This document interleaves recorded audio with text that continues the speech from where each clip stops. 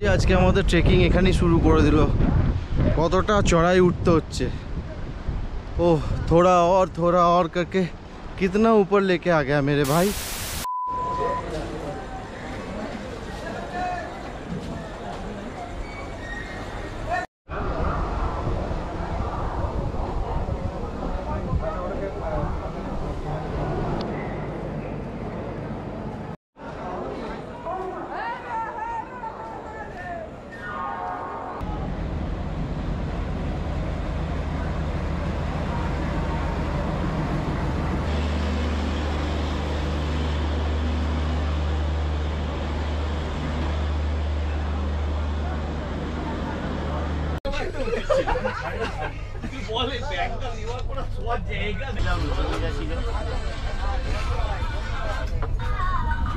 हाँ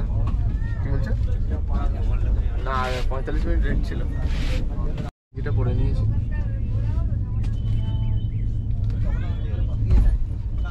যেটা পড়ে নিয়েছি কাকে বলছিস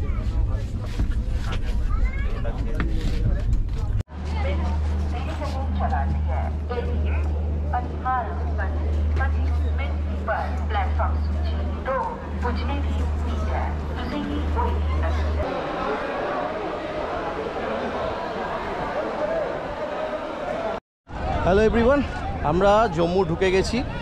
আমাদের গাড়ি দুপুর 1টায় ঢোকার কথা ছিল, সেটা ঢুকেছে সন্ধ্যে 6টায়। আমাদের বেরিয়েই রাইট সাইডে RFID কার্ড করে নিলাম। RFID কার্ডের জন্য এখানে একটা বড় টেন্টের জায়গা করা আছে, এটা মনে রাখতে হবে। ওখানে লাগেজ সাইডে রাখতে হবে আর প্রত্যেকজনকে নিজের ID কার্ড নেওয়ার জন্য ইন্ডিভিজুয়াল ওখানে উপস্থিত থাকতে হবে। তো আমরা RFID কার্ড নিয়ে নিয়েছি সবাই। এই যে আমার সাথে আছে শুভদীপ আর আমাদের দাদা মহাদেব। তো অমরনাথকে দেখা করতে যাচ্ছে মহাদেব। আমাদের এটাই আমাদের সাথে আমাদের নিজস্ব মহাদেব আমরা নিয়ে যাচ্ছি। বিরাট পাওনা একটা, এটা বিরাট পাওনা একটা, মহাদেব কানেক্টিং উইথ মহাদেব একদম। তো আমরা কিভাবে যাচ্ছি প্রত্যেকটা জিনিস, ছোট ছোট জিনিস আমি দেখাবার চেষ্টা করব। আর আমি রাস্তায় যেতে যেতে বা ব্লগের মাঝখানে কোথাও যারা কখনো অমরনাথ যাওনি বা যাওয়ার চেষ্টা করছো তার জন্য কি কি করতে হবে সেটা আমি বলে দেবো। তো চলো পুরোটা ফলো করো। RFID কার্ড পেয়ে গেছি। এবার আমরা একটা অটো বা টোটো করে ভগবতীনগর যাব। ভগবতীনগরে গিয়ে আমাদের কালকে কনভয়েস, আমরা যে কনভয়টা করব তার জন্য লাইন দিতে হবে, একটা কুপন কাটতে হবে। তো এখন ভগবতীনগর যাচ্ছি। এই স্টেশন থেকে বেরিয়ে লেফট সাইডে একটা ট্যাক্সির অফিস আছে, সেখানে আমি জিজ্ঞেস করলাম ভগবতীনগর থেকে যদি পার্সোনাল কারে করে আমরা বেলগাঁও যাই তাহলে কত নেবে। তো একটা ডিজায়ারের রেট দিল, ডিজায়ারের রেট হচ্ছে 7000। এবার আপনার যদি ইচ্ছা হয় আপনি পার্সোনাল কারে করে যাবেন, এবার রেটটা বুঝে নিন। তো ভগবতীনগরের জন্য টোটো পেয়ে গেছি। টোটোয় আমাদের রেট নিচ্ছে 150 টাকা। আর দু একজনের কাছে জানলাম কেউ 300 বলছিল, 200 বলছিল। তো 150 রিজনেবল প্রাইসে পেয়ে গেছি। আমরা তিনজন এখন টোটোতে আছি। তো জম্মুর রাস্তা চিরে আমরা এখন ভগবতীনগর যাচ্ছি।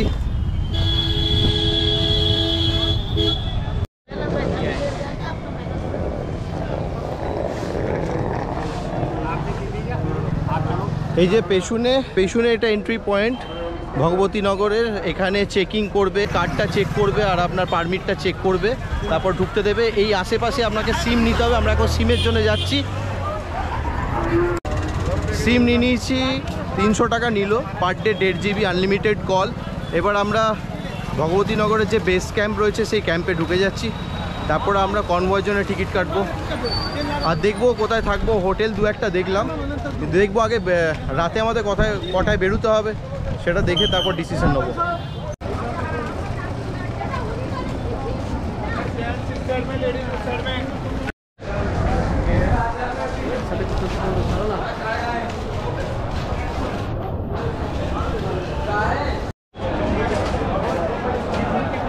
আবার একবার চেকিং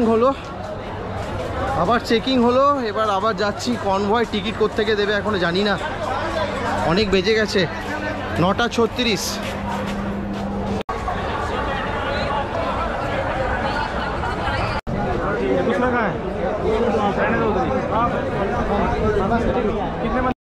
অবশেষে আমরা কনভয়ের টিকিট পেয়ে গেছি।